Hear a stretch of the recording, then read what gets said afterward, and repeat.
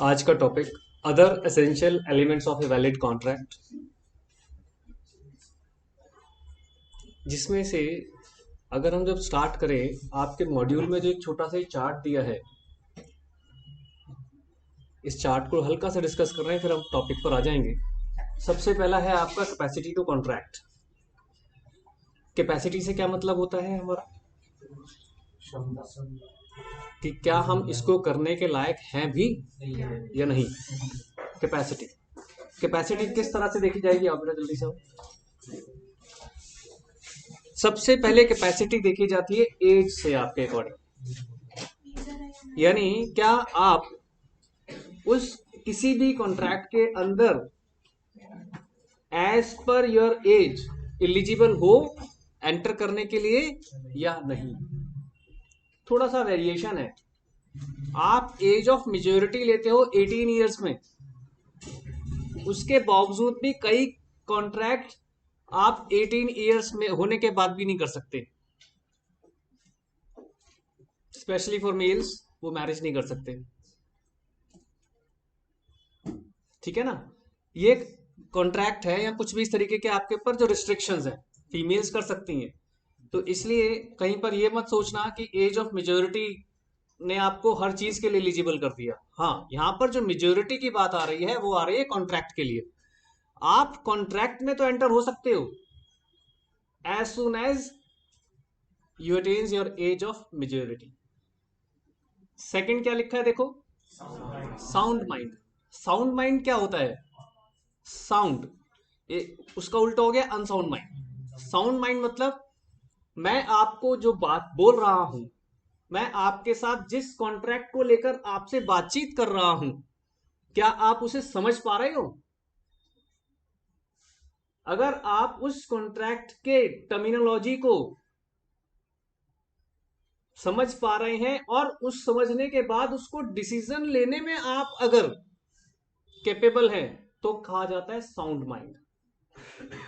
इसको कैसे कंपेयर कर सकते हैं? आपने देखा होगा कभी कभी, पिक्चरों में तो दिखाया है, हमने तो नहीं देखा वैसे, कि नाली में कोई शराबी पड़ा हुआ है ना, आपने उसे उठाया बिठाया, पिक्चरों में तो दिखाई देते हैं। उसको बिठाया, हाथ मुंह धोए और से कहा कि ले भाई, मैंने तेरी जान बचा दी, कॉन्ट्रैक्ट साइन कर फटाफट, तेरी प्रॉपर्टी आज से मेरी, साइन करा लिए।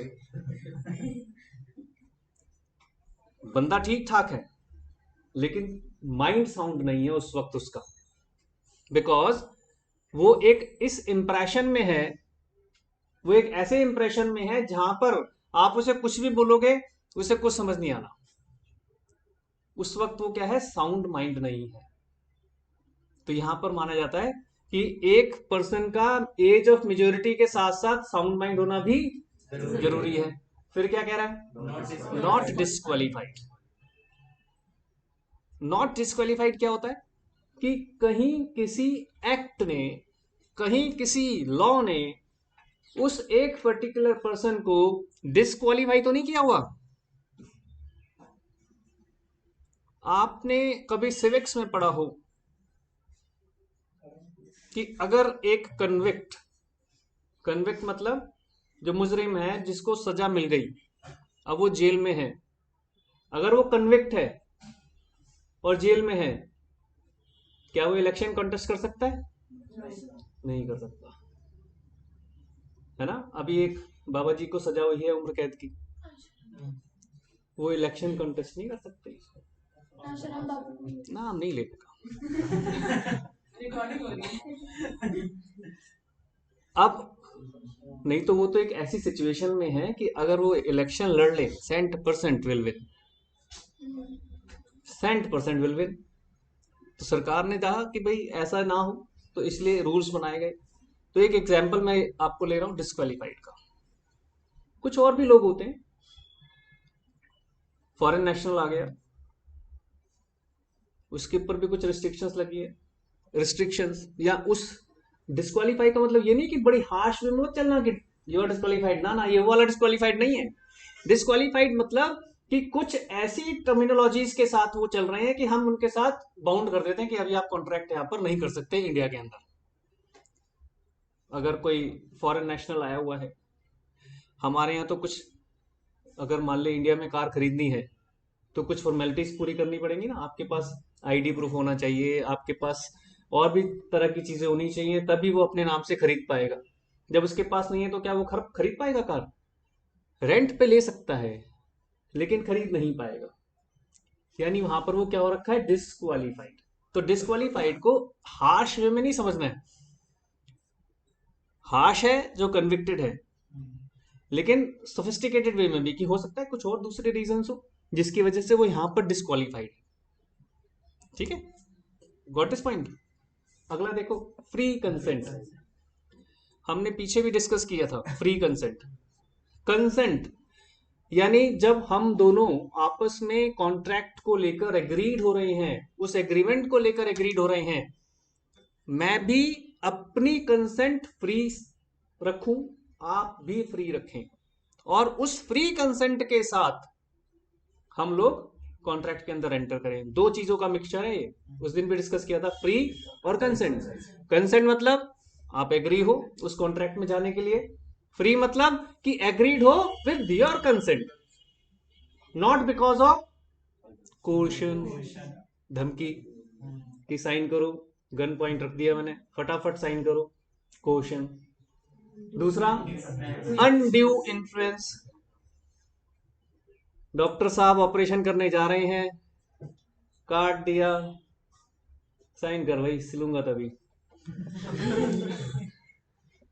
है ना, आजकल तो कुछ सर्जरीज पूरे होशो आवास में होती हैं, सिर्फ जहां कट लगा है वहीं पर ही वो लोग उसको करते हैं, जिससे कि वहां पेन नहीं होता, अदरवाइज दिमाग चल रहा होता है, बात कर रहे होते हैं डॉक्टर। हाँ जी ठीक हो गुप्ता जी, हाँ जी ठीक है, चलो फिर एग्रीमेंट साइन करते हैं।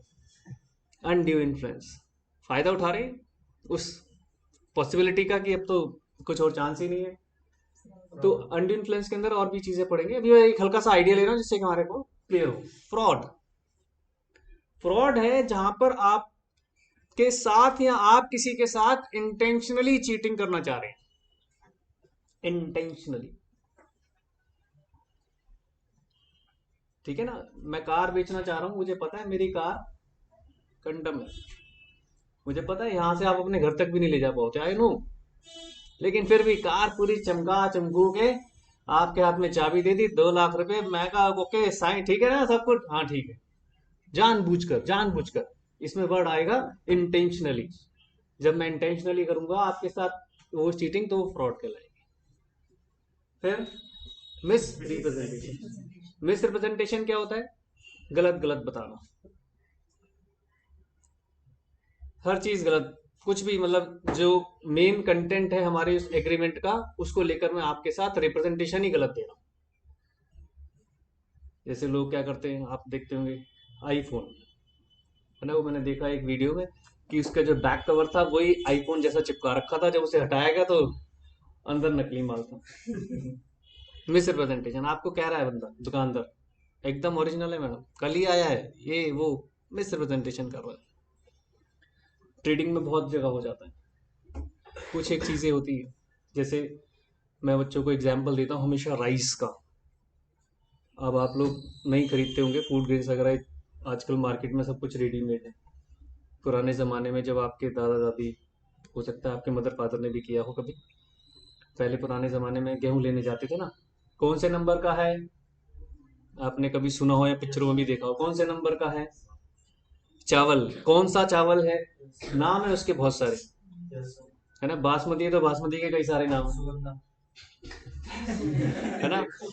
अब हम लेने गए बासमती राइस, हमें तो पता ही नहीं है, आपको भी नहीं पता होगा, मुझे तो बिल्कुल भी नहीं पता, है ना। मैं कह रहा हूँ बासमती राइस दे दे, वो कह रहा है बताओ कौन सा लेना है, कंफ्यूज, अरे ये तो बड़ा गड़बड़ कर दिया इसने। भाई वो समझ गया, वो कोई सा भी दे दो जो आपको अच्छा लग रहा हो, नहीं नहीं ये वो वाला है, ये वो वाला है, वहां पर वो मिस प्रेजेंट कर सकता है, मुझे क्या पता, है ना। जैसे आप लोग देखते होंगे कुछ फ्रूट्स खरीदने जाओ, एप्पल्स की कहते हैं इतनी वेराइटीज है कि 10 साल तक रोज एक एप्पल खाओ तो भी आप पूरी वेराइटीज नहीं खा पाएंगे, ऐसा सुना है यूट्यूब पर। तो अब एप्पल्स के सामने तो हम तो फिर नजा बिल्कुल नलायक ही हो जाएंगे, वो जो मर्जी बोल दे अच्छा यही होगा, अच्छा यही होगा। जो लोग इंटेलिजेंट होंगे वो कर लेते होंगे, लेकिन हमारे जैसे लोग तो मिसरिप्रेजेंटेशन करके हमारे साथ तो चीटिंग कर सकता है। ये है मिसरिप्रेजेंटेशन। Then mistake. ये दो तरह की होती हैं, बायलेटरल और यूनिलेटरल। हो सकता है अकेला मैं मिस्टेक कर रहा हूं, या हो सकता है दोनों पार्टी मिस्टेक कर रही है। लॉफुल कंसिडरेशन, कंसिडरेशन हम कर चुके। ऑब्जेक्ट की बात करें तो ऑब्जेक्ट लॉफुल होना जरूरी है। क्या होता है, जैसे मैं आपके साथ कुछ बिजनेस डील कर रहा हूं, लेकिन वो ऑब्जेक्ट है AK-47। आप भी खुश हैं कि चलो AK-47 सर दे रहे हैं, लॉयर है सर संभाल लेंगे। तो क्या वो चाहकर भी मैं AK-47 आपको अगर बेच दूं तो क्या वो कॉन्ट्रैक्ट वैलिड होगा? नहीं, ऑब्जेक्ट ही इलीगल है। हाँ, अगर आप एलिजिबल हैं, लाइसेंस है आपके पास, तो एक आप उस शॉप से खरीद सकते हैं जो भी गवर्नमेंट की तरफ से नॉमिनेटेड है। जैसे लोग लिकर खरीदने जाते हैं, आप देखते होंगे लिखा हुआ होता है गवर्नमेंट अप्रूव्ड, सरकारी ठेका। अब जब गवर्नमेंट अप्रूव्ड है, आप वहां से लिकर लेंगे, उसमें भी एक लिमिटेड जो एक गवर्नमेंट की तरफ से ऑफिशियली डिजाइंड है कि भाई इतनी क्वांटिटी आप ले सकते हो, इससे ज्यादा नहीं ले सकते। बेटा आगे आ जा, इतनी आप क्वांटिटी ले सकते हो, तो वो तब तक तो वो लीगल ऑब्जेक्ट है, लॉफुल ऑब्जेक्ट है। लेकिन जहां बियॉन्ड चले गए, जिसे आप कहते हैं ब्लैक मार्केटिंग में लोग लेते हैं, है ना, आपने कभी सुना हो, आप मेजर बच्चे हैं, आपको बताए थे, वैसे तो अभी आप एलिजिबल भी नहीं हुए उसके, ना खरीदने के लिए ना इनटेक करने के लिए, इसकी एज है। अब कई लोग क्या करते हैं कि कहीं से सस्ती मिलती है गुड़गांव में, अब वो पूरा का पूरा बेंच उठाया और कार में रखा, और चलो 1 किलोमीटर पहले दिल्ली में घुसने से पहले पुलिस वाले हाथ देते हैं, आ जा भाई इधर आ जा, साइड। क्या कहते हैं वो, इलीगल है। आप अपनी जो आपको क्वांटिटी अलाउड है उससे ज्यादा ले रहे हैं, उसके लिए रूल्स बने हुए हैं। बॉर्डर क्रॉस कर रहे हैं, बॉर्डर क्रॉस करने के लिए रूल्स हैं कि आप इससे ज्यादा ले जा नहीं सकते।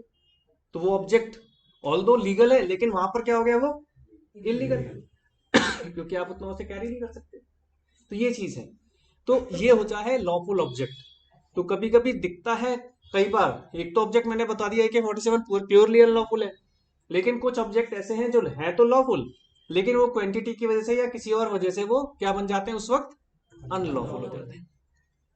And last, not expressly declared.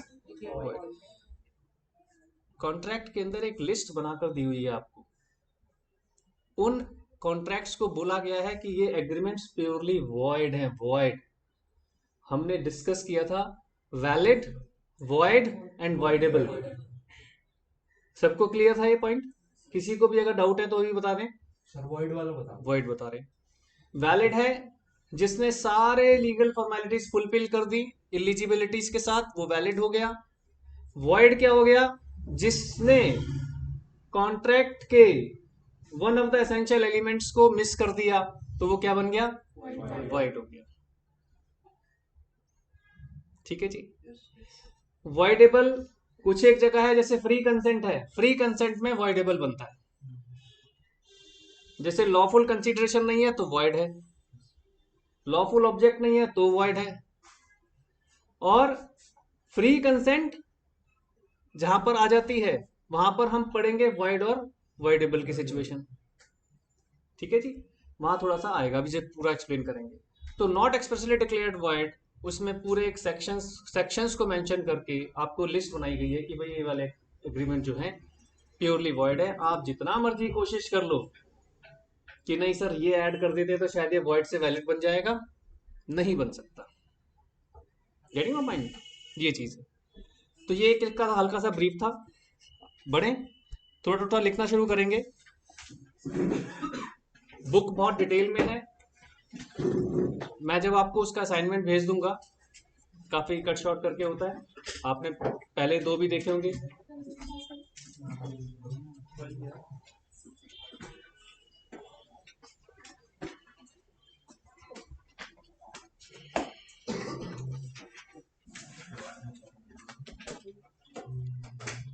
Major heading तो डाल लीजिए, essential elements of valid contract, bracket में अदर्स आ गया, essential elements of valid contract bracket में अदर्स, और उसका सबसे पहला नंबर डालिए कैपेसिटी टू कॉन्ट्रैक्ट। सबसे पहले नंबर पे क्या आ गया, कैपेसिटी टू कॉन्ट्रैक्ट।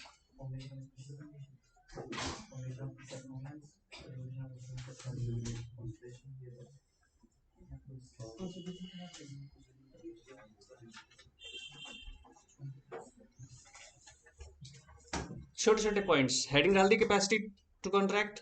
इसका point number 1, capacity means competency, capacity means competency, आप कॉम्पिटेंट होने चाहिए, capacity means competency.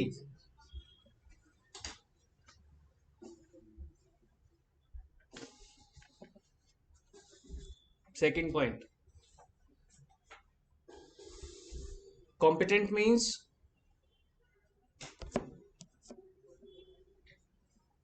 attaining the age of majority, attaining the age of majority,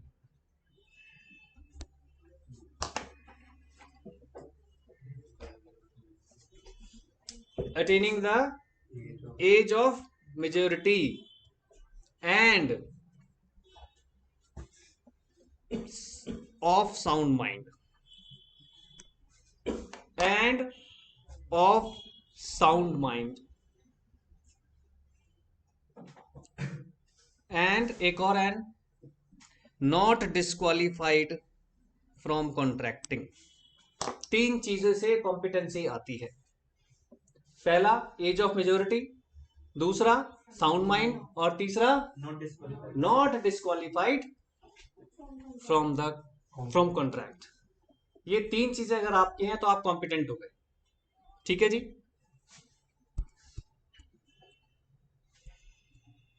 sir अभी आपने एक एग्जांपल दिया था कि अगर कोई पर्सन जेल में है तो वो इलेक्शन नहीं लड़ सकता, नहीं लड़ क्या वो सकता, नहीं कॉन्ट्रैक्ट? देखो, अब आप थोड़ा सा, जेल में है और कन्विक्टेड डिक्लेयर्ड है, हाँ जी, हाँ तब सिर्फ जेल में होने से नहीं है, जेल में तो बहुत सारे लोग बैठे हुए हैं।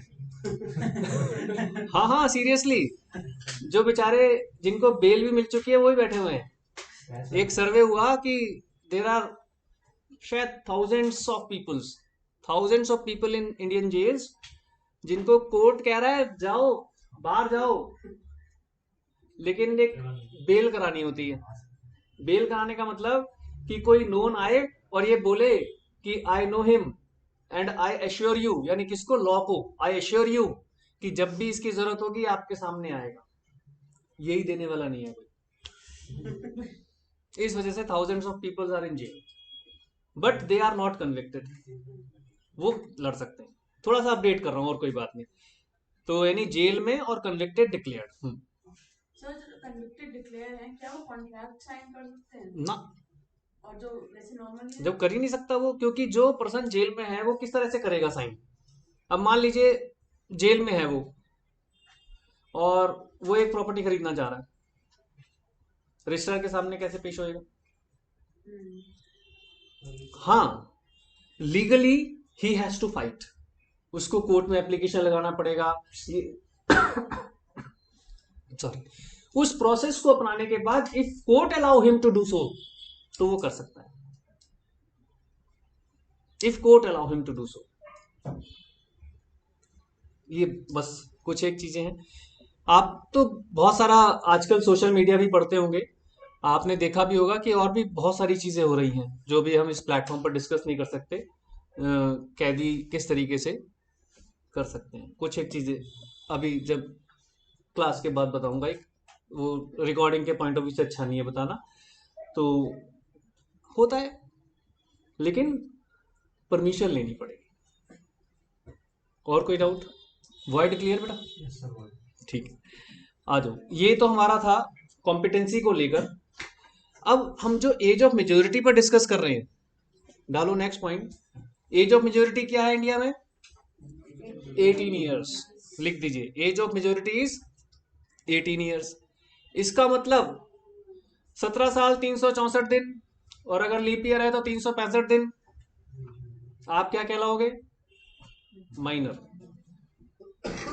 17 साल 364 दिन और लीप ईयर में 365 दिन, आप कहलाएंगे माइनर। आवर्स में भी नहीं जाते, डेज में ही चलते हैं। यानी आप उस वक्त जब तक माइनर है आप किसी कॉन्ट्रैक्ट में एंटर नहीं कर सकते। अब इसका मतलब ये हुआ कि माइनर वर्ड कितना इंपॉर्टेंट है। वो एक दिन या जो भी उससे पहले जो एज है वो बहुत ही सोफिस्टिकेटेड एज, और उस एज के साथ ऐसा तो होता नहीं कि आप लोग एग्रीमेंट ना करते हो। मम्मा आपको भेजती है रोज सुबह मार्केट, आप भी जाते रहे होंगे जब छोटे रहे होंगे, है ना? 15-16 साल के रहे होंगे तो मम्मा ने कहा लो पैसे लो, ड्रेस खुद ही ले आओ। जब आप ड्रेस लेने गए 15 साल के बच्चे, आपने पेमेंट तो की, बिल तो बना, कॉन्ट्रैक्ट में तो एंटर किए आप, है ना? तो जब कॉन्ट्रैक्ट में एंटर हुए तो वो क्या थे? वो कॉन्ट्रैक्ट वैलिड थे क्या या वैलिड नहीं थे? ये क्वेश्चंस बनते हैं। हालांकि उनकी वैलिडिटी की बात तब आती है जब मैटर डिस्प्यूट में कन्वर्ट हो जाए, जब मैटर डिस्प्यूट में कन्वर्ट हो जाए। इसका मतलब एज डिस्प्यूटेड है, उस एज को पढ़ना पड़ेगा। अब तो डालिए next heading, law relating to minors agreement. इसका मतलब माइनर एग्रीमेंट तो करते हैं, तो उनके लिए लॉ क्या है? Law relating to minors agreement. Age of majority लिख लिया ना सबने? 18 ईयर्स, ठीक है। 18 ईयर्स पे स्टार डाल लेना, और स्टार डाल के ब्रैकेट में छोटा सा मैरिज लिख लेना, वो आपको याद रखना है खुद ही। नहीं, अब इतना तो आप समझ ही जाओगे, वो ध्यान रखना। यानी females are eligible but males are not, तो मेल्स के पॉइंट ऑफ व्यू से ज्यादा समझने की जरूरत है। अब आती है बात कि अगर हम माइनर के ऊपर डिस्कशन कर रहे हैं तो माइनर इतना इंपॉर्टेंट हो जाता है बेटे, एग्जामिनेशन पॉइंट ऑफ व्यू से भी बहुत इंपॉर्टेंट हो जाता है, क्योंकि ये समझा जाता है जब आप फाउंडेशन के एग्जाम में होते हो कि तभी आप जस्ट थोड़े टाइम पहले माइनर की एज आपने खत्म की हुई होती है, या उस वक्त कई बच्चे तो माइनर भी होते हैं।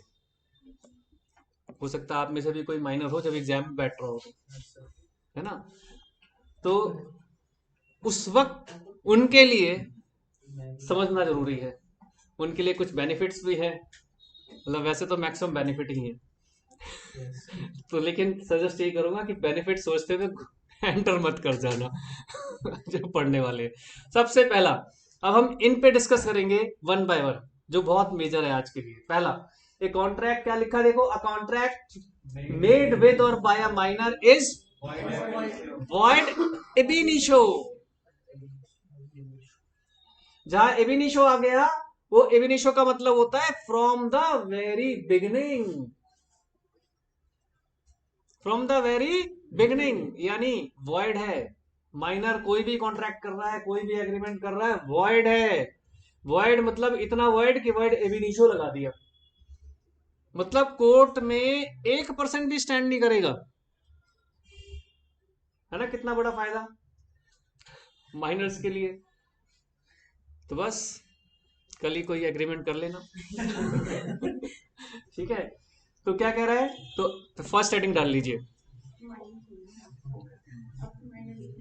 नहीं, उनके लिए कह रहा हूँ जो माइनर हैं, मुझे एक दो स्माइल दिख रही हैं जो माइनर हैं, पता चल रही है पहला लिख लीजिए फटाफट, contract made by or with a minor. With or by या बाय और विद एक ही बात है, with or by a minor is void ab initio. Ab initio, void ab initio को अंडरलाइन कर लेना।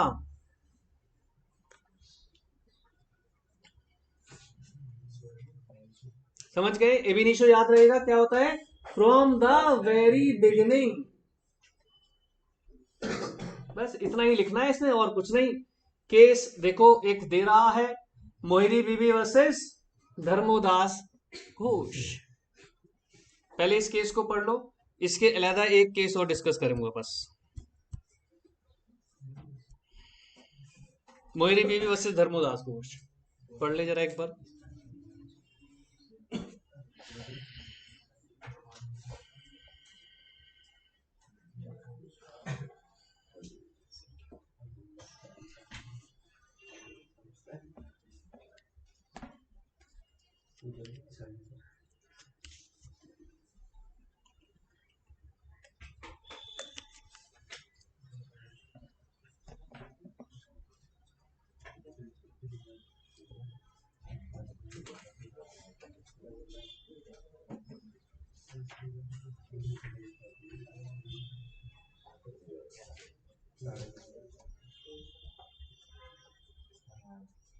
पढ़ लिया यहाँ तक? Yes.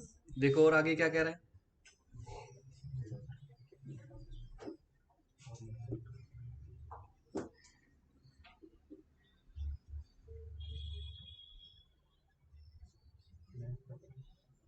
कितनी बड़ी बात कहती, 20,000 रुपए का लोन ले लिया, मोर्टगेज हो गए, सब कुछ हो गया, 20,000 भी गए, और कुछ मोर्टगेज भी रखा होगा तो वो भी वापस चला जाएगा, क्योंकि एग्रीमेंट तो कर ही नहीं सकते, वर्ड भी नहीं शो है, कैसे कर लोगे आप?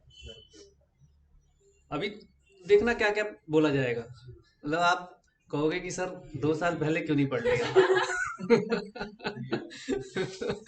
तो इसीलिए नहीं पढ़ा है लॉ 2 साल पहले, ये वाला कि हिंदुस्तान में आतंक मच जाएगा। केस क्लियर है वाला? Yes, sir. सेकंड लिखो, नो रेटिफिकेशन। आपने रेक्टिफिकेशन पढ़ा हुआ है अकाउंट्स में, ये रेटिफिकेशन है, ध्यान रखना, फर्क है थोड़ा सा दोनों में। No ratification after attaining majority. पिछले क्वेश्चन में क्या था, 18 साल के हुए नहीं थे भाई साहब ने 20,000 रुपए का लोन ले लिया और बोल दिया कि मैं भी कुछ महीने बाद मेजर होने वाला हूं, डोंट वरी।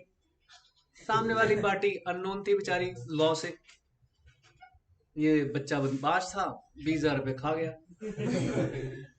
ठीक है, क्योंकि उसने अगला भी पढ़ा हुआ था, नो रेटिफिकेशन। भाई रेटिफिकेशन तो हो ही नहीं सकता, क्योंकि एग्रीमेंट जिस डेट को हुआ that is important date. Court लाएगा, कोर्ट क्या कहेगा, बच्चे का सर्टिफिकेट लाओ, भाई बर्थ सर्टिफिकेट आएगा, ऐसी होता है। अगर बर्थ सर्टिफिकेट अवेलेबल नहीं है तो स्कूल पूछा जाता है, अब स्कूल के टीचर्स प्रिंसिपल्स को कॉल कर लिया जाता है कि इस बच्चे की डिटेल्स लाओ जी। अब तो स्कूल में कंपलसरी हो गया ना बर्थ सर्टिफिकेट सबमिट करना, फिर वो लाते हैं पूरा पोती पतरा, ये देखो जी। फिर जज साहब को दिखाया जाता है कि देखो जज साहब ये इसकी डेट ऑफ बर्थ ये है, उससे प्रूफ किया जाता है कि ये उस वक्त माइनर था या नहीं। वो जैसे एक मतलब गाली देने का दिल करता है, एक बच्चे का जो 1-2 दिन का बेनिफिट मिल गया था उसको, कौन सा रेप केस था, है ना, कुछ दिन निर्भया कांड में, कुछ दिन का ही तो बात थी, बच गए भाई साहब। और कॉन्सोलेशन और मिला बाद में, सिलाई मशीन, ये मशीन वो मशीन की बच्चे को सुधार किया जाएगा, सुधार केंद्र में सुधार करना चाहिए था। खैर चलो कोई नहीं। तो एज इतनी इंपॉर्टेंट हो जाती है, इसलिए बता रहा हूँ, उसको तो बहुत बेनिफिट मिला, सब लटक गए, वही बचा हुआ एक, है ना, सब लटक गए, आपको मालूम होगा, एक वही बचा हुआ है, जिंदगी जी रहा मजे से, बढ़िया बढ़िया, सूत्रधार। हाँ वही था सूत्रधार एक्चुअली। तो रेटिफिकेशन का मतलब होता है हिंदी में पुष्टिकरण, इसलिए बताता हूं मुझे बड़ा अच्छा लगता है वर्ड का प्रोनाउंसिएशन, पुष्टिकरण। आप अपनी पुरानी गलती को रेटिफाई नहीं कर सकते। कौन सी वाली, जो माइनर की एज में की गई है, माइनर की एज में की हुई बात को, गलती या कोई भी आपके लिए बेनिफिट हो गया, कुछ भी हो गया, आप उसको मेजर होने के बाद क्या ये नहीं कह सकते कि हाँ मैंने 6 महीने पहले ये लोन लिया था, now I ratified. Humanity ground पर कर दो, लेकिन आप रेटिफाई कर नहीं पाएंगे, आप रेटिफाई उसे कर नहीं पाएंगे। यानी लॉ कहता है कि ना, बताओ, अगला कह रहा है कि हाँ आई डू रेटिफाइड, लेकिन लॉ कहता है नो यू कांट रेटिफाइड।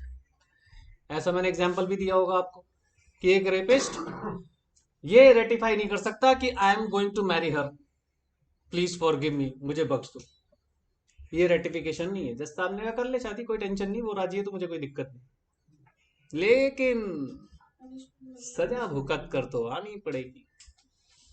शादी is not the ratification of what ever crime you did in your last.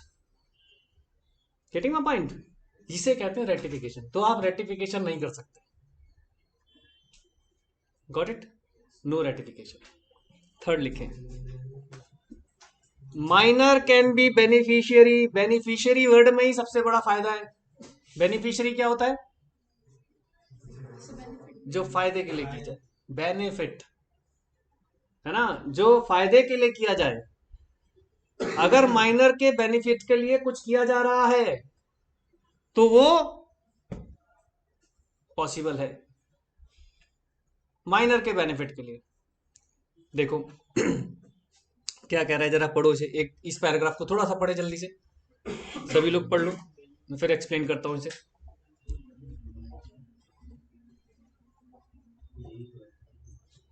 Starting कैसे कह रहा है? Though minor is not competent. Minor competent नहीं है, बिल्कुल ठीक बात है. Nothing in the contract act prevents the minor from making the other party bound to him. Thus, a promissory note duly executed in favor of a minor is not void and can be sued by him because he, though incompetent to contract, may yet accept a benefit. Benefit के लिए तो जज साहब कोई मना नहीं करेंगे. हाँ जी, प्रोमिसरी नोट साइन किया था, इनके फेवर में था. हाँ जी सर. माइनर है. हाँ जी सर, कुछ नहीं होता. उनके बेनिफिट के लिए चलने दो. उल्टा हो जाता तो बेनिफिशियरी कहाँ रहा? फिर तो यही हो जाता. अच्छा, इनसे लेना आपने? कौन है ये? माइनर है. कितने गंदे लोग हैं आप. है? एक छोटे से बच्चे के जो कॉम्पिटेंट नहीं है कॉन्ट्रैक्ट के लिए, उससे प्रोमिसरी नोट साइन करा लिया आपने. कैंसिल. कुछ पैसे नहीं मिलेंगे आपको. आ जाओ. मॉर्निंग. सुनाई दे रहा था? चलो. तो ये बात समझ में आ गई. Minor can be a beneficiary. ये हमें ध्यान रखना है, बस इतना ही लिखना है. ठीक है, आगे बढ़े.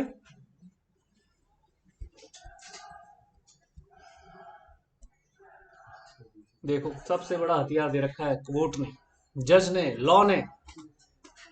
Always plead minor.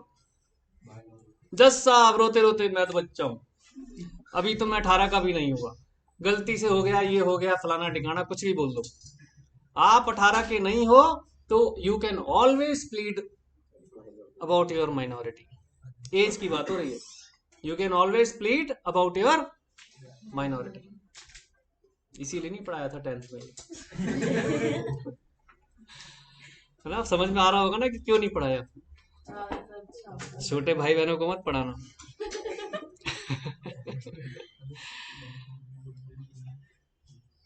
क्या लिख रहा है? A minor can always plead minority and is not stopped to do so. और उसे रोका भी नहीं जा सकता ये करने से कि भाई मत कर. नहीं, एक क्राइम करके आया, माइनर है, कोई नहीं, माइनर हो साहब, चलो जी छोड़ दो. फिर दूसरी कॉलोनी में घुस गया, वहां करके आ गया, सर माइनर हूं, छोड़ दो, छोड़ दो, छोड़ दो. सर जो माइनर है, अगर वो ऐसे कुछ करते तो उसके गार्डियन के ऊपर कुछ नहीं आता क्या? अभी आ रहा है आंसर. गुड. देखा, क्वेश्चन पूछा इन्होंने. मैं ही कहता हूँ लॉ में आप क्वेश्चन करो, लॉ ने सारे आंसर सोचे हुए हैं. क्यों? क्यों? लॉ कहाँ पास होता है? पार्लियामेंट में. सबसे पहले लोकसभा, लोअर हाउस. कितने लोग हैं वहां पर? कितने एमपी हैं? 543. जो लड़ते लड़ते करते कराते तेरी ये वो फलाना ठिकाना प्लस माइनस सब कर देते हैं. फिर फिल्टर होके कहाँ पहुंचता है? राज्यसभा. वहां पे अलग और भी बड़े बड़े एमपी होते हैं. राज्यसभा में तो माना जाता है ना कि जो बहुत प्रोमिनेंट लोग, नॉलेजेबल, कोई इलेक्शन लड़ने की भी जरूरत नहीं है, तो वो बिना इलेक्शन के पहुंचते हैं. एमपी कहलाते हैं राज्यसभा के, अपर हाउस के एमपी बल्कि. फिर वहां पे बहस. तो सोचो कितना फिल्टर होकर एक लॉ बनता है. तो नो डाउट जो क्रिमिनल बुद्धि का होगा, इसीलिए तो उसे संसद पहुंचाया जाता है कि भाई तुम ज्यादा अच्छा डिस्कस कर पाओगे क्राइम को लेकर. नहीं, फिर थोड़ा सा चेंज हुआ, मॉडिफिकेशन कुछ सालों से, बहुत सारे वकील बन गए नेता.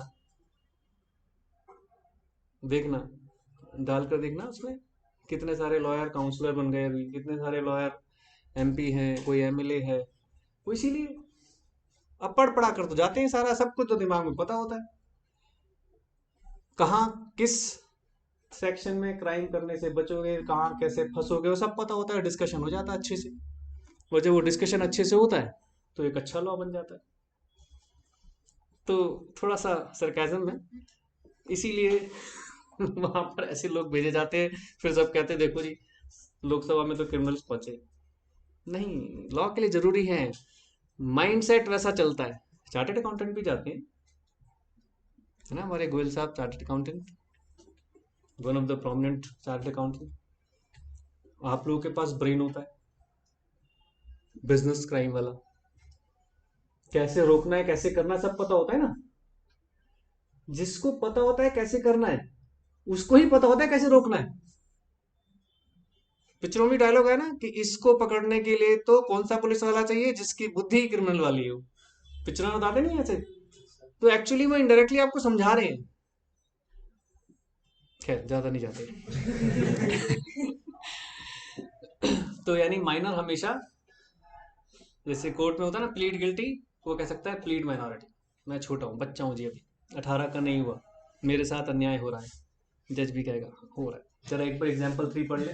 अ minor has falsely induced himself as major. देखो मत करना कभी ऐसा, और किसी को सजेस्ट मत करना, बोल रहा है मेजर हूं मैं, कोई दिक्कत नहीं, ला साइन करते हैं कॉन्ट्रैक्ट, पैसे वैसे देना लेना सब हो गया, अब बाद में भाई साहब पहुंच गए कोर्ट, मैं तो माइनर था जी, फायदा मिलेगा, क्योंकि ऑलवेज प्लीड माइनॉरिटी।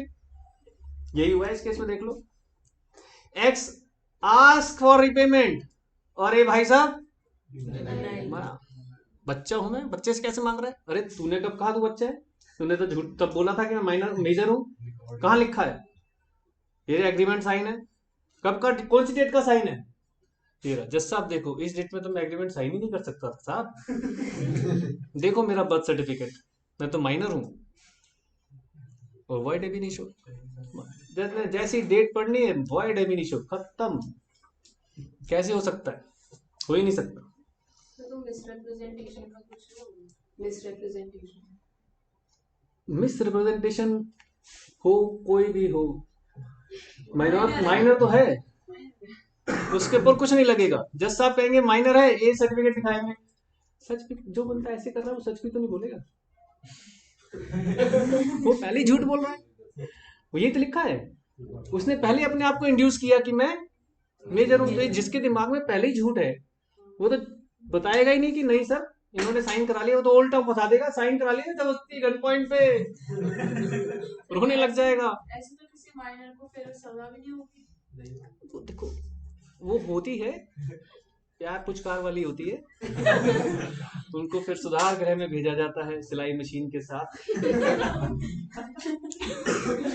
उनको ट्रेनिंग दी जाती है, सीखो, या तो वहां पे क्राइम फैक्ट्री होती है या फिर सुधार फैक्ट्री होती है, दो ही चीजें हैं।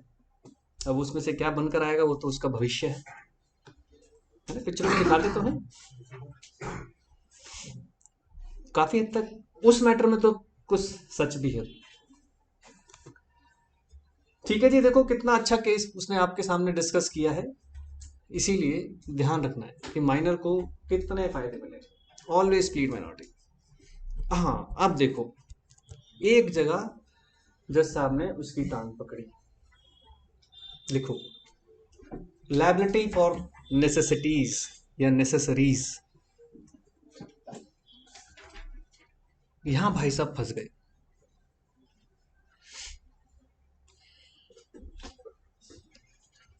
फंसे भी कैसे, पर्सनली नहीं फंसे, पहले बता दूं पर्सनली नहीं फंसे, कैसे फंसे, भाई साहब की एसेट फंस जाएगी,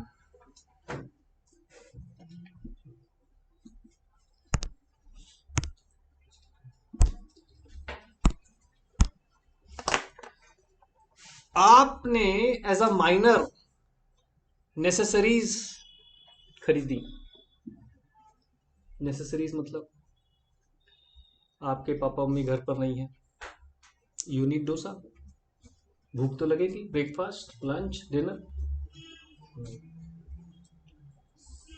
आपने खरीदा, वही माइनर वाला ट्रैक अपनाया, जोमेटो से खरीद लिया, ले लिया और फिर उसे भगा दिया। हम तो माइनर है। आपने पहले मेरी एज क्यों नहीं पूछी? पहले एज पूछनी चाहिए थी। तो जोमेटो कैसे बचेगा? वो कहेगा जी देखो जी, बच्चा भूखा था, खाना मंगाया उसने, नेसेसरीज है, हमने उसको नेसेसिटीज प्रोवाइड की है, क्योंकि खाना उसकी एक नेसेसिटी है, ब्रेकफास्ट लंच डिनर उसकी नेसेसिटी है, पैसे मिल जाएंगे जोमेटो। अब क्या हुआ, एक और भाई साहब ने देख लिया, अच्छा पढ़कर गए थे, दे दे भाई एक पिज्जा, बड़ा सा कोई पिज्जा आता ना, क्या बोलते हैं उसे, फैमिली साइज पिज्जा, दे दिया। अच्छा एक काम कर, एक पिज्जा और भेज दे, दोस्त बुला लिए, आजा, एक लॉ पढ़ा है आज मैंने, आज देख जोमेटो वाले की बैंड बजाते हैं। तो भाई साहब 20 दोस्त बुला लिए, 20 पिज्जा और मंगा लिए। जोमेटो वाला विचार ले, दे दो। 20 पिज्जा के बिल की बारी आई तो भाई साहब करे, फिर केस पहुंचा। ये सब रियल्स है, आप लिख सकते हो बिल्कुल। फिर कोर्ट पहुंचा मैटर, जज ने पूछा हाँ जी माइनर, जी सर, गुड, कितने पिज्जा खाओगे? कितना पिज्जा खाएगा 18 साल का बच्चा? आप कितने खा लोगे एक बार में? बताओ, सच्ची पूछ रहा हूँ आपसे, एक भी नहीं खाया जाएगा फैमिली साइज वाला, तो खा लेंगे। चलो कोई एक आध बच्चा खा भी लेगा, जो जिम विम करता होगा खा लेगा, कोई दिक्कत नहीं, लेकिन जिम कर रहा होगा तो क्यों खाएगा पिज्जा? है ना ये? हाँ इंटेंशनली है कि जोमेटो को आज बैंड बजानी है तो अलग बात है। अब क्या हुआ, जज साहब ने कहा जोमेटो वाले से कि तुम कल डिलीवरी देने गए थे, हाँ जी, एक पिज्जा था, एक बच्चा था या 2 बच्चे थे, आपने खिला दिए, ठीक है। अब एक घर में 20 पिज्जा देने जा रहे हो, आपको पता माइनर है, आपने पता किया, आपने पता किया बच्चा माइनर है या मेजर है, 20 पिज्जा मंगा रहे हो, हालांकि जोमेटो की जिम्मेदारी नहीं है सब पूछने की, लेकिन उन्होंने दूसरे क्लॉज लगा रखे हैं कि जब ज्यादा बड़ा मैटर होता है तो कहते भैया पेमेंट पहले। अब वो स्मार्ट हो गए कि पेमेंट पहले। जो नए नए आते हैं वो बेचारे कर देते होंगे, फंस भी जाते हैं, फंस भी जाते हैं।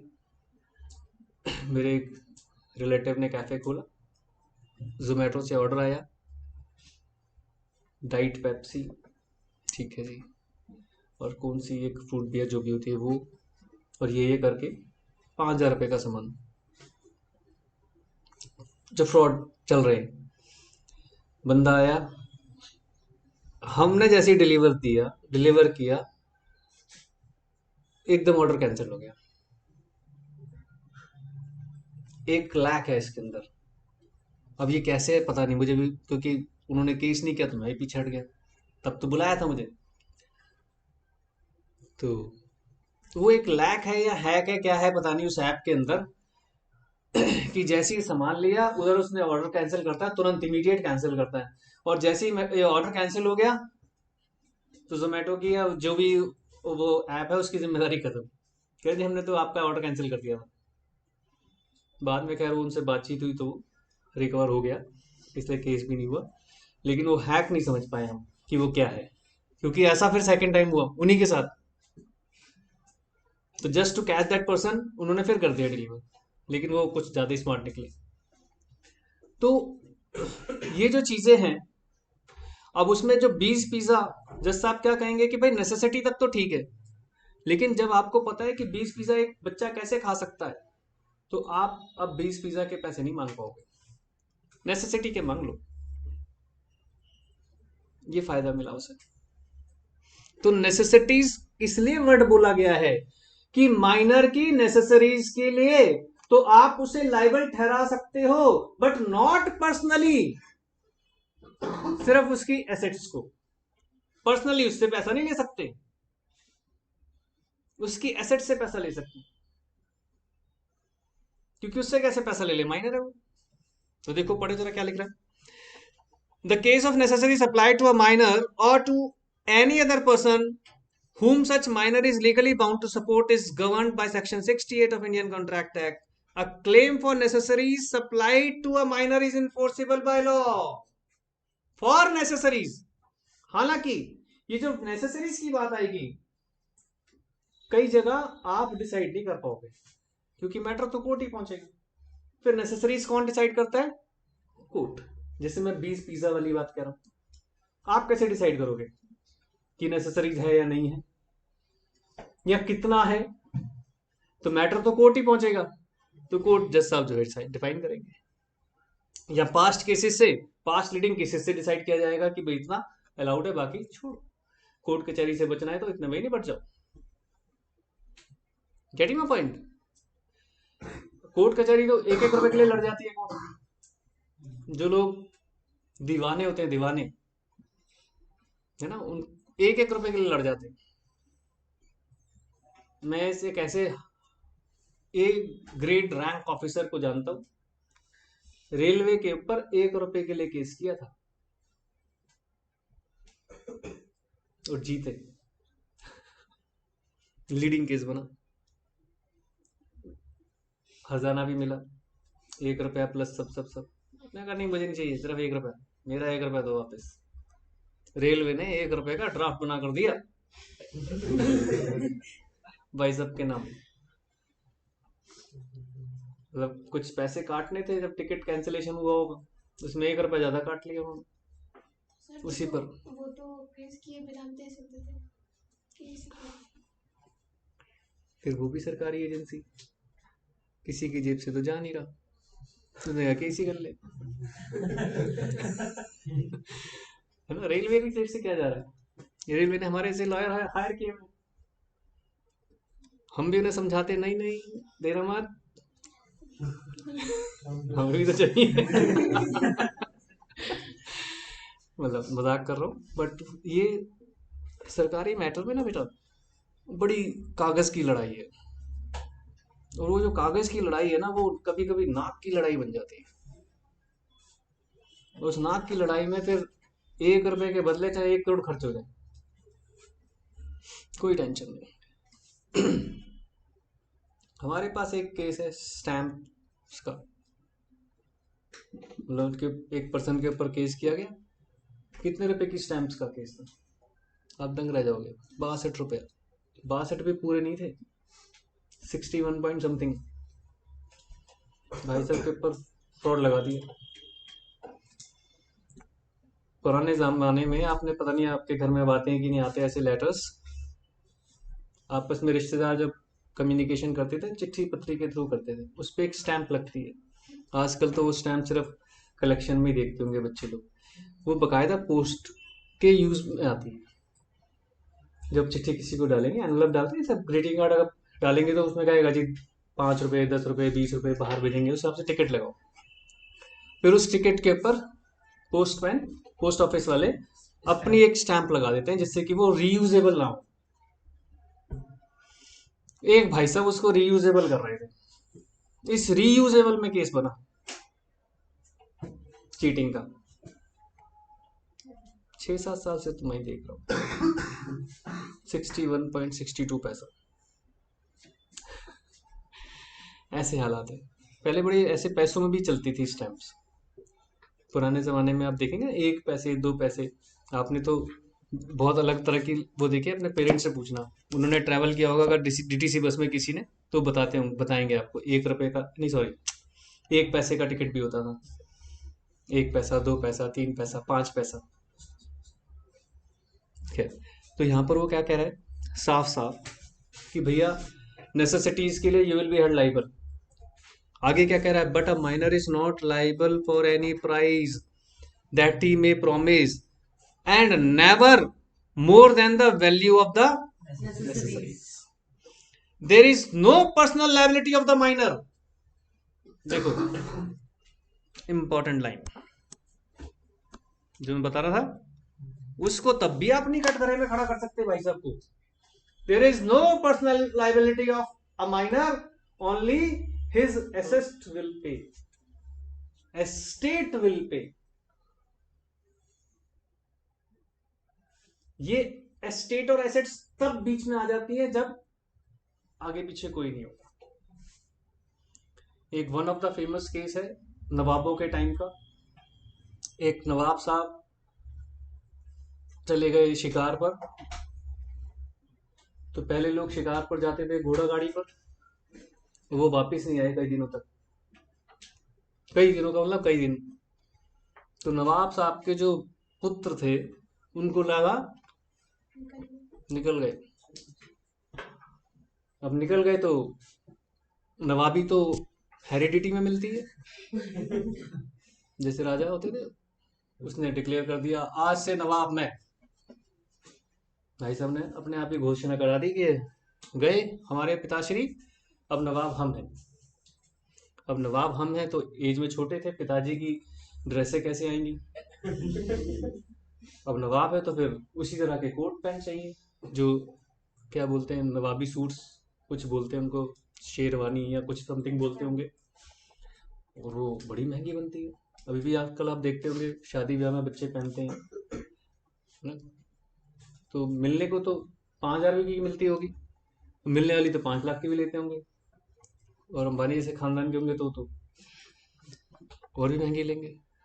तो नवाब कैसे हुए? अंबानी स्टैंडर्ड नवाब है भाई, कितना बड़ा अंपायर के मालिक होते हैं। बुला लिया एक टेलर को, नाप ले भाई, ले लिया नाप, चाहिए एक अच्छी सी शेरवानी, कल हम दरबार लगाएंगे, दे दी। ये अंग्रेजों के टाइम की स्टोरी है। केस गया कोर्ट में, क्यों गया?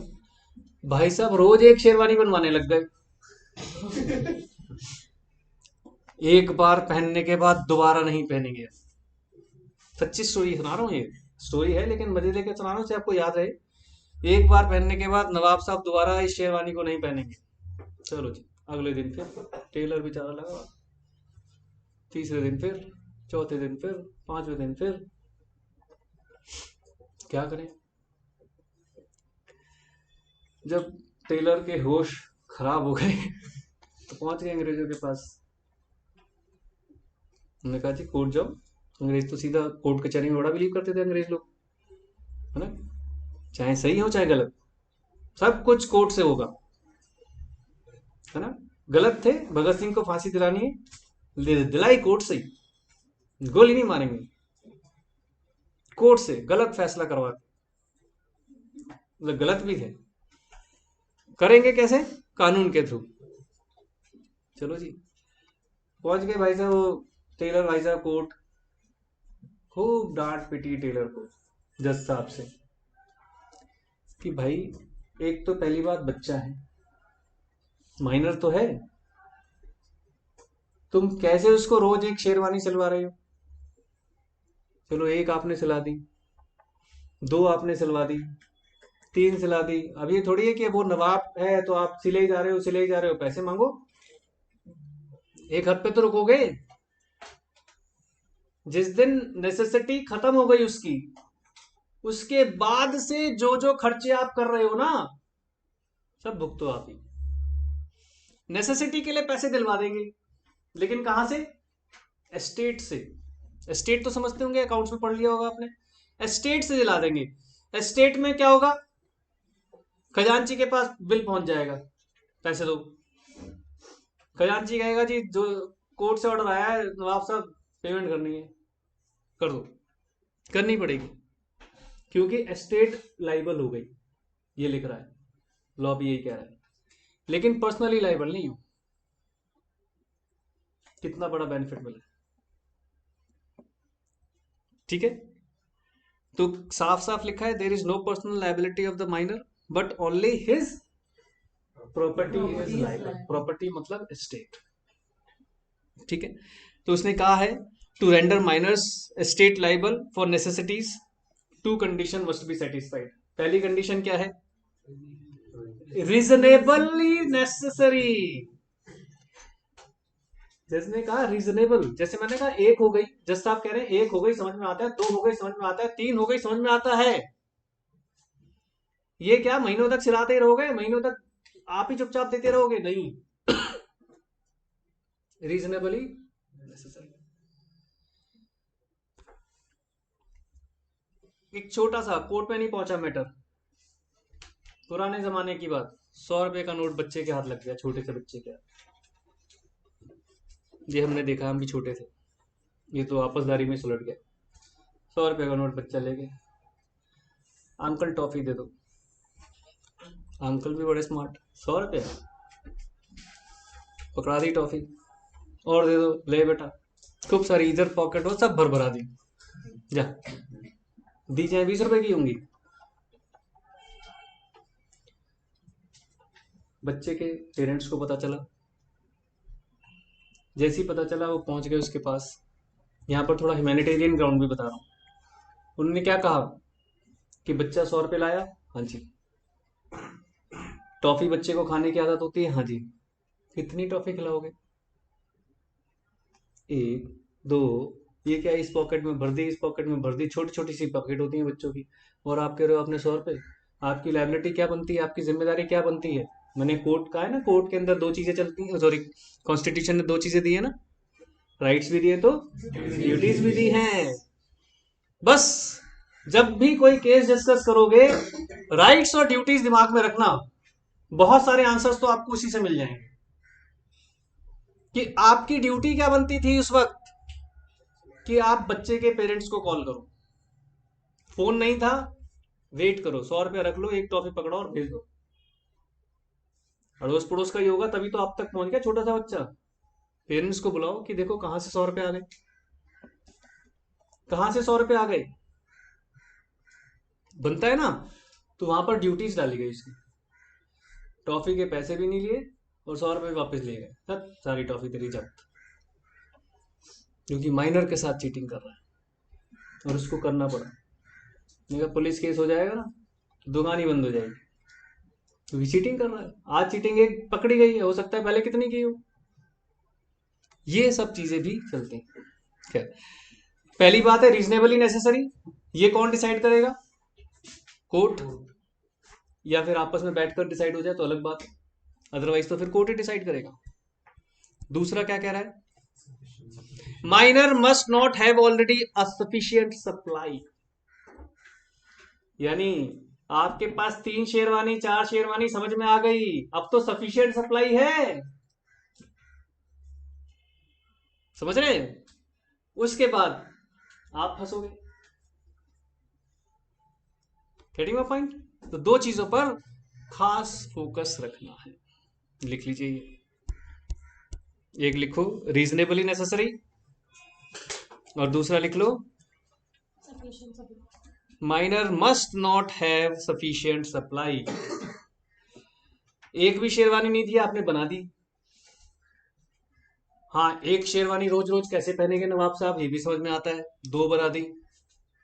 एक धोएंगे तो धोकर 3 दिन बाद सूखती है, तो एक और बना दी।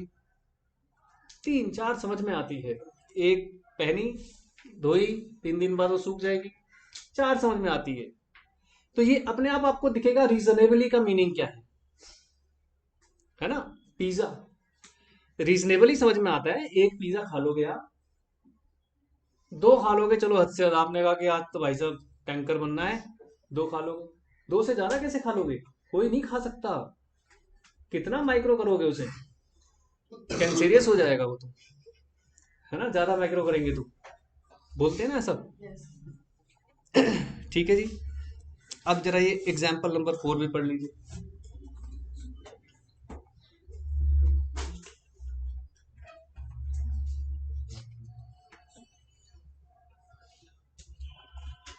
देख लो, जो माइनर हो लैपटॉप मंगा लो फटाफट।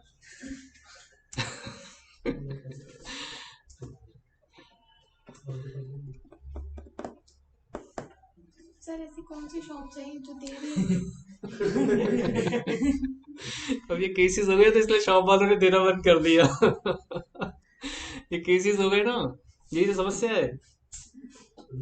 अब कोई नई नई शॉप खुली होगी तो वो दे देगी, तो उसके लिए आपको बैठना पड़ेगा, सर्च करना पड़ेगा भयंकर तरीके से, डालो कौन कौन अवेलेबल है जो ऐसे प्रोवाइड कर रहा है, निकल आएंगे बहुत सारे।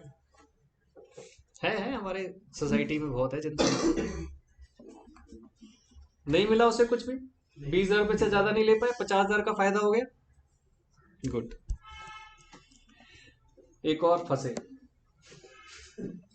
नेसेसरी में फंस गए, फिर फंस गए कहां पर, कॉन्ट्रैक्ट बाय गार्जियन। ये तो वैसे ही फंस गए। आपके फादर, आपके गार्जियन अगर कह देते हैं हाँ हाँ भेजो भेजो कोई टेंशन नहीं है मेरा बच्चा है, अब आप 20 मंगवा लो 50 मंगवा लो, गार्जियन ने हाँ कर दी तो गार्जियन को देना पड़ेगा, कहानी खत्म। अब तो गार्जियन फंस गए, बच्चे से तो आपका लेना देना ही खत्म हो गया, ठीक है ना। तो इसलिए कहते हैं ना वो, पापा से फोन कराओ, कहता है ना दुकानदार, बच्चे पापा से फोन करा दो मैं भेज दूंगा। उसको भी मालूम है, लॉस ने भी पढ़ लिया है। तो क्या कह रहा है,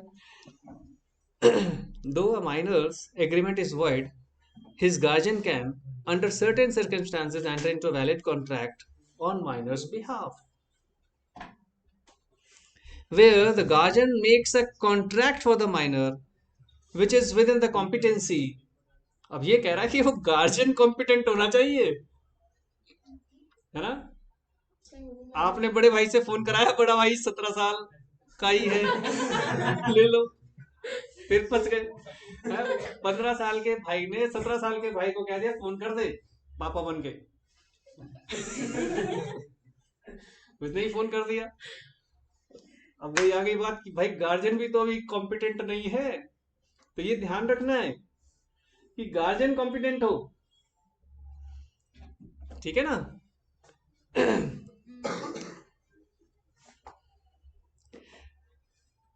there will be valid contract which the minor can enforce, बस गार्जियन कॉम्पिटेंट होना चाहिए। गार्जियन हाँ कर रहा है, ठीक, मदर फादर तो खैर होंगे ही मेजर, वो तो छोटे बच्चे नहीं होंगे ना। अभी एक केस में पढ़ रहा था,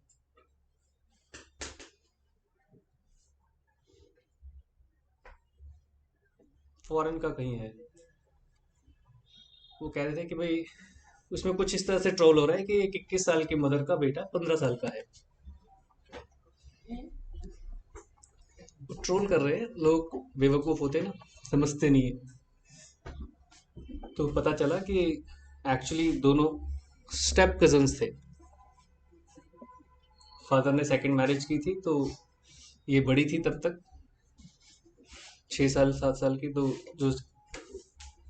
जो भी उसके ब्रदर आया, जब ये 21 की थी वो 15 का था, और पेरेंट्स की डेथ हो गई। रियल स्टोरी है, अगर स्टोरी नहीं है तो भी केस गया है। तो उस 21 साल के होते ही उसने अपने आप को गार्जियनशिप ऑफर करवाई कि मैं इसकी लीगल मदर बनना चाहती हूँ। तो केस एकदम हाईलाइट हुआ कि how it could be possible.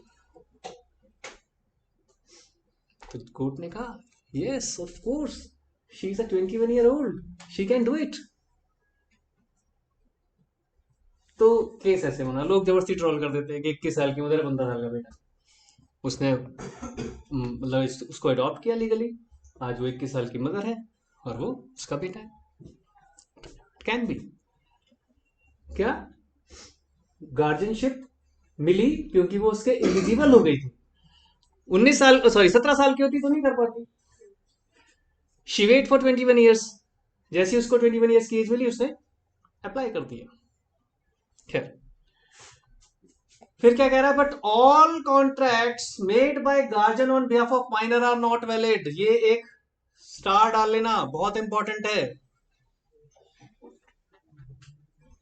अभी तो समझ में आ गए कि भाई साहब जो गार्जियन है अगर वो कॉम्पिटेंट है तो वो माइनर के बिहाफ पर कॉन्ट्रैक्ट कर सकता है, but not all type of contracts. ये उसका एक्सेप्शन है, क्या नहीं कर सकता देखो। For instance the guardian of a minor has no power to bind the minor by a contract for purchase of immovable property.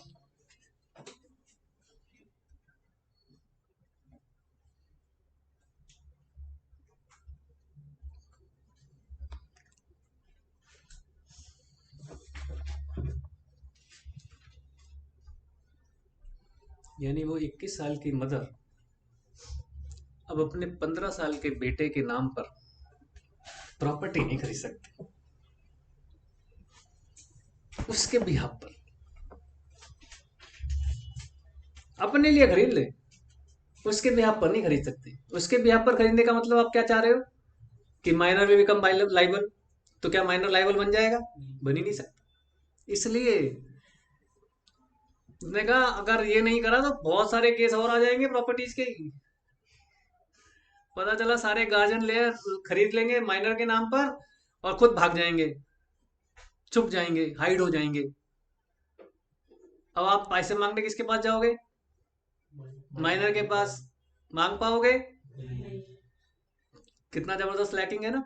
लेकिन कोर्ट समझ गई भाई बच्चों, क्योंकि तो करोड़ों की बात होनी शुरू हो जाएगी फिर घपले छोटे मोटे लैपटॉप लुपटॉप के नहीं आएंगे फिर तो फार्म हाउस के घपले आएंगे। 70 करोड़ का फार्म हाउस खरीद लिया जी, किसके नाम पर? माइनर के नाम पर। और आपस में मिली भगत और खुद गए मसूरी घूमने, वहां से दिखा दिया जी, खाई में गिर गए, बॉडी भी नहीं मिली। अब तो प्लास्टिक सर्जरी का ऑप्शन है। 70 करोड़ के लिए तो कुछ भी किया जा सकता है। जज समझ गए कि ये केसेस आने से पहले इस पर फुल स्टॉप लगा दो, इसीलिए पहले फुल स्टॉप लगा दिया कि भाई साहब आप कुछ भी कर सकते हो लेकिन इमूवेबल प्रॉपर्टी के लिए कॉन्ट्रैक्ट नहीं कर सकते ऑन बिहाफ ऑफ माइनर। समझ रहे हैं? जो मैं एग्जांपल दे रहा हूं समझ में आ गया ना सबको कि कितना बड़ा झोल शुरू हो जाएगा। वो सारे पेरेंट्स खरीद लेंगे बच्चों के नाम पे और सब मसूरी घूमने चले जाएंगे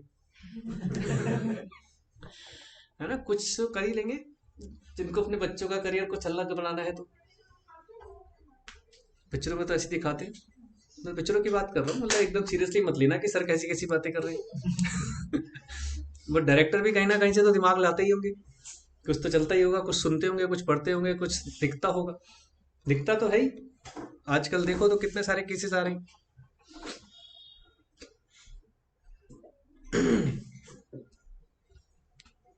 नो स्पेसिफिक परफॉर्मेंस।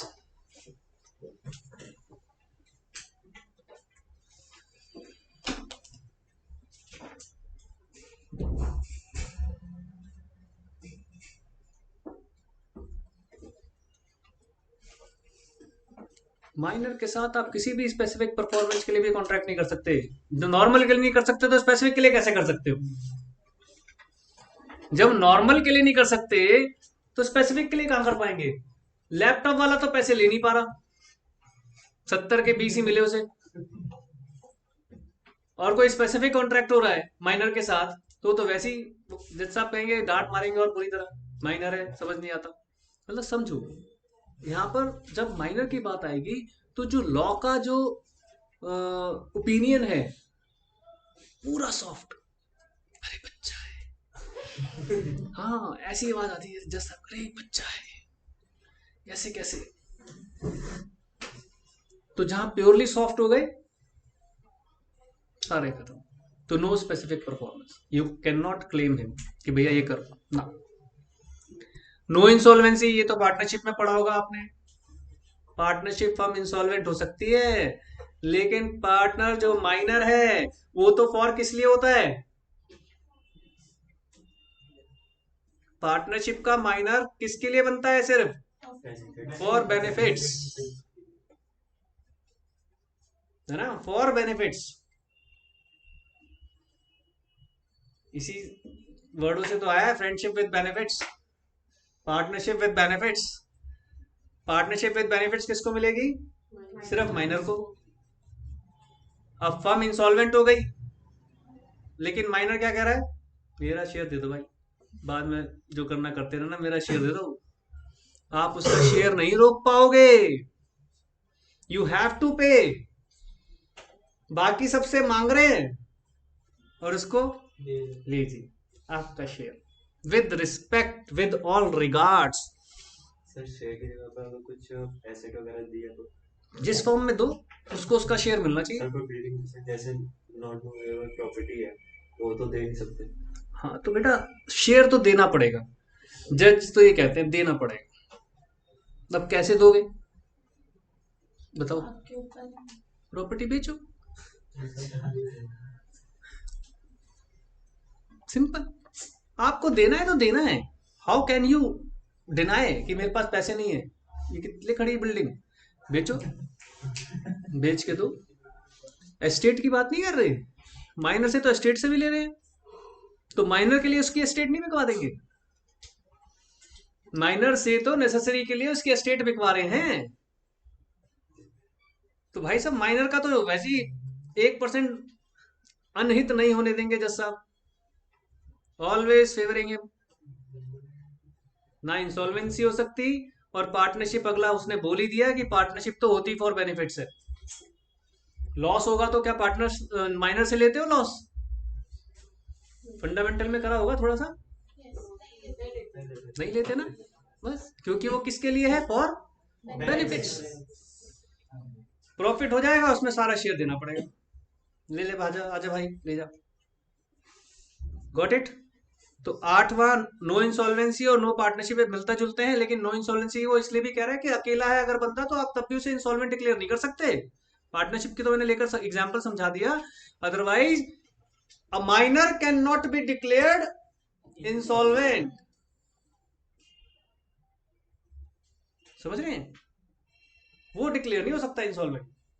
कुछ ऐसा हुआ, बताओ क्या क्वेश्चन चल रहा है, कुछ चल रहा है आपके दिमाग में, पूछो। अभी नहीं है, अभी नहीं है। अभी नहीं है, मैं बताता हूँ चलो। किसी के पेरेंट्स मान लो हो गई कुछ गड़बड़ उनके साथ, नहीं है बेचारा अकेला है, पेरेंट्स के ऊपर बहुत सारी लाइबिलिटी थी, पेरेंट्स की लाइबिलिटी पेरेंट्स की एसेट से भुगत ली जाएगी, वो तो फैक्ट है। उसके बावजूद भी सारी लाइबिलिटी नहीं भुगत पा रहे, अब सबने कहा माइनर को इसको भी करो जी डिक्लेयर इंसॉल्वेंट, तो नहीं कर पाएंगे। माइनर सेफ है, purely safe, he will be escaped, उसको आप इंसॉल्वेंट डिक्लेयर नहीं कर सकते कोई भी सिचुएशन हो। ठीक है ना, समझ आ रही है बात। पार्टनरशिप का आई है समझ, फॉर बेनिफिट एडमिट होगा सिर्फ, minor can B an agent. आप देखते होंगे बहुत सारी शॉप्स पर क्या होता है, बच्चे बैठे होते हैं, वो किसको रिप्रेजेंट कर रहे होते हैं, अपने फादर को। एजेंट कौन होता है, जो रिप्रेजेंट करता है, वो गुड्स सोल्ड कर सकता है, लेकिन किसके बिहाफ पर कर रहा है, अपने फादर के। तो आप किसके साथ कॉन्ट्रैक्ट कर रहे हो, उसके फादर के साथ, तो वो एजेंट हो सकता है। Minor can not bind parent और गार्जियन। ऊपर बाइंड किया था, वो क्या था, वो खुद कह रहे थे, वहां पर गार्जियन बोल रहा था कि डोंट वरी भेज दो पिज्जा जितने मांग रहा है मेरा बेटा। इसमें क्या कह रहा है, पहले पिज्जा मंगा ले खूब सारे, अब कह रहा है पापा से ले लो बिल, अब कह रहा है पापा से ले लो बिल। तो क्या पापा को ठहरा पाओगे जिम्मेदार, पापा आएगा था यहां से, मेरे से पूछा था क्या। गार्जियन को माइनर लाइबल नहीं ठहरा सकता, माइनर की वही प्रॉपर्टी एस्टेट लाइबल हो सकती है, जो ऊपर पढ़ लिया हमने। लेकिन अब वो ये कह दे कि मेरे पापा से ले लो तो नहीं हो सकता। माइनर का अपना एक इंडिविजुअल स्टेटस है कि वो माइनर है, तो माइनर से कॉन्ट्रैक्ट करते हुए बी अलर्ट, है ना, सारे एंटीनाज खड़े रखो।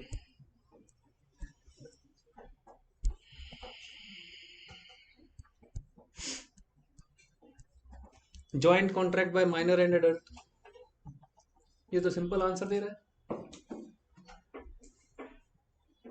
एक एडल्ट और एक माइनर, दोनों बैठे हुए हैं, दोनों कॉन्ट्रैक्ट कर रहे हैं, तो उसको तो एक तरीके की पार्टनरशिप ही कह दोगे ना। तो बच कौन गया? माइनर बच जाएगा। पैसे किसको देने पड़ेंगे? एडल्ट को। तो माइनर के साथ जो दोस्त जाते हैं बड़े बड़े, वो फंस जाते हैं। कौन से दोस्त है जो माइनर्स को लेके जाते हैं? अच्छा, कौन से दोस्त हैं? आपको पूछने का फायदा नहीं, अब कहाँ फायदा आपको पूछने का?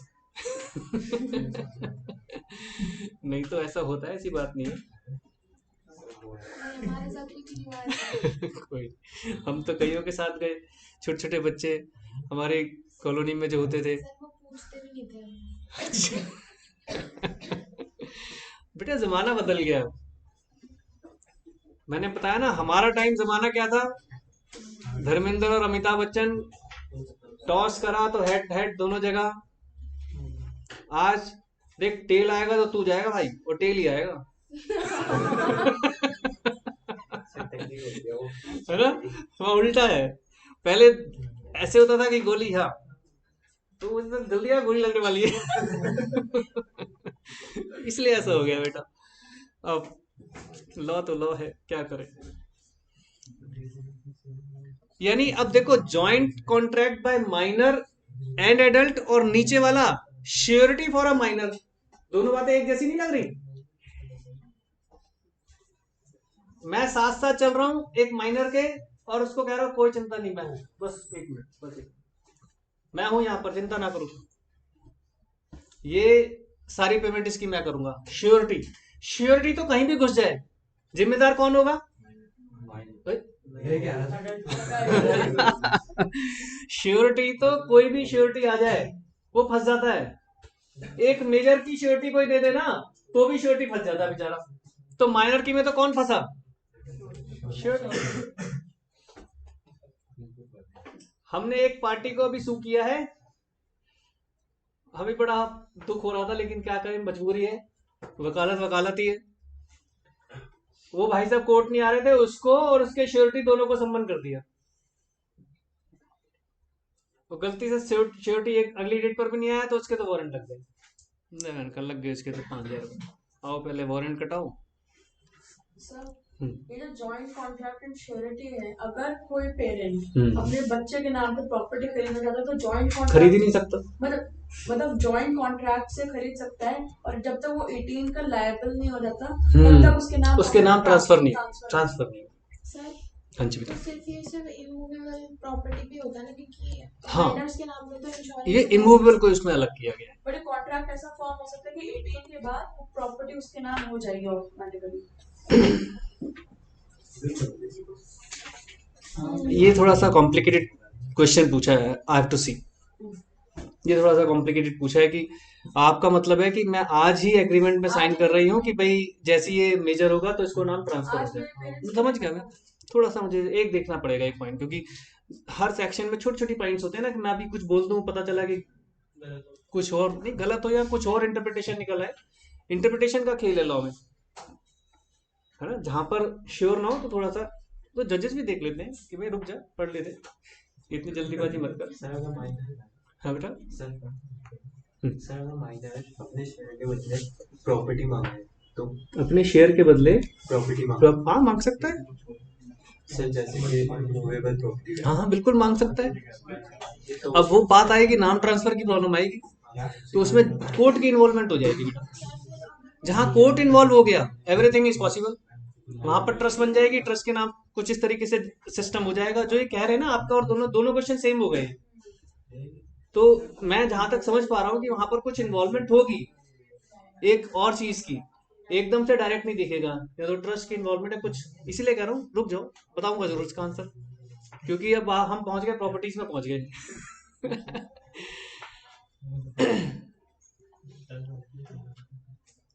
माइनर एज शेयर होल्डर, आपको पता होगा कभी भी कोई भी कंपनी किसी माइनर को शेयर इशू नहीं कर सकती, अगेंस्ट लॉ है कंपनीज एक्ट के अंदर। और अगर कर भी दिया तो भाई साहब कैंसिल करने पड़ेंगे, पैसे लौटाने पड़ेंगे, सॉरी बोलना पड़ेगा, वी कांट डू इट। ठीक है। हाँ, गार्जियन आ गया तो फिर तो कुछ भी हो सकता है। Liability for torts, last tort क्या है? Civil wrong. सिविल रॉन्ग है, कोई ब्रीच ऑफ ड्यूटी कर रहे हो, ब्रीच कर रहे हो, तो वहां पर आप लाइबल हो जाएंगे। लिखा minor is liable in tort. बस ये ध्यान रखना है, unless the tort is reality is a breach of contract. इसमें इतना ही याद रखना है, क्योंकि टॉर्ट आपके सिलेबस का पार्ट नहीं है, बट पॉइंट है तो पॉइंट है ना। टॉर्ट के बारे में हम ज्यादा डिटेल में नहीं जाएंगे। आज इतना ही रखते हैं, बाकी नेक्स्ट क्लास में करते हैं। 15 पॉइंट्स हैं, कोशिश करना कि याद हो जाए। ठीक है बेटा, मिलते हैं next time. Thank you. Next class क्या करें? एक और डाउट था, यहाँ पर हर चीज में माइनर डायवर्जन हो रहा है, ऐसे कौन सी केस में माइनर डायवर्जन हो रहा है? नेसेसिटी। हाँ तो क्या, सिर्फ necessary। सिर्फ नेसेसिटीज, सिर्फ नेसेसिटीज, और कुछ है ही नहीं। इतना सारा पढ़ लो, कुछ नहीं है। वो कह रहा ना, थोड़ा मुझे बच जाए। अरे तभी तो कह रहा हूँ आपको, अब पढ़ाना शुरू किया उन्होंने। भाई सर, साहब, अभी सारे भाई बहन हैं हमारे पास। जो लॉ, जिसने लॉ भी तो बनाया, वो भी तो जानता है कि भाई क्या चीज कब पढ़ानी है। 11th 12th में पढ़ाते तो अच्छा होता, बिल्कुल ठीक कहा आपने। लेकिन सोसाइटी में कितना वो हो जाता है ना। फिर सर अभी भाई बहन है हमारे पास। उनको ट्रेन करेंगे। देखो, अभी हम लॉ जो पढ़ रहे हैं, बेसिकली आप भी जान रहे हो कि हम पढ़ रहे हैं कागजी, किताबी। अब मैं बोल सकता हूँ, स्टॉप कर दिया बेटा। किताबी चीज अलग होती है, प्रैक्टिकल तो आप भी जानते हैं। हम